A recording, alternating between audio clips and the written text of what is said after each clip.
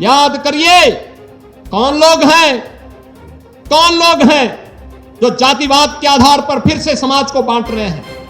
कौन लोग हैं जो अफवाह के आधार पर देश के अंदर विश्वास का संकट खड़ा कर रहे हैं?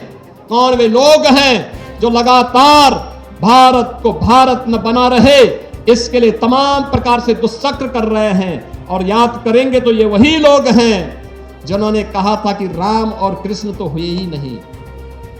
ये वही लोग हैं जिन्होंने राम मंदिर के आंदोलन में विरोधी पक्ष के साथ जाकर के मिलकर के राम मंदिर का फैसला न हो इसके लिए एड़ी चोटी लगाई थी।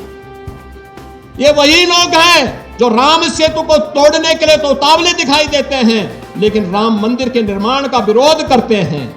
ये वही लोग हैं जिनके द्वारा लगातार देश के अंदर अविश्वास का वातावरण पैदा करने का प्रयास किया जा रहा है और इस अविश्वास के परिणाम स्वरूप ये भारत के संवैधानिक संस्थाओं को भी कटघरे में खड़ा करने का प्रयास कर रहे हैं।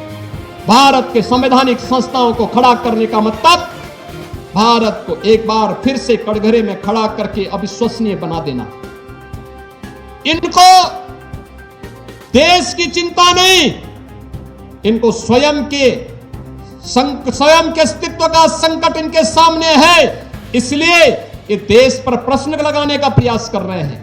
भारत की अस्मिता के साथ अब खिलवाड़ करने पर उतारू हो चुके हैं और इसीलिए जब आज हम यहां पर आए हैं इस जौहर स्मृति संस्थान के कार्यक्रम में, यह संकल्प का दिवस हम सबके लिए होना चाहिए और यह संकल्प इस बात का संकल्प बनना चाहिए जो संकल्प सैकड़ों वर्षों से, विगत 1200-1300 वर्षों से इस वीर भूमि ने पूरे भारत भूमि को दिया है।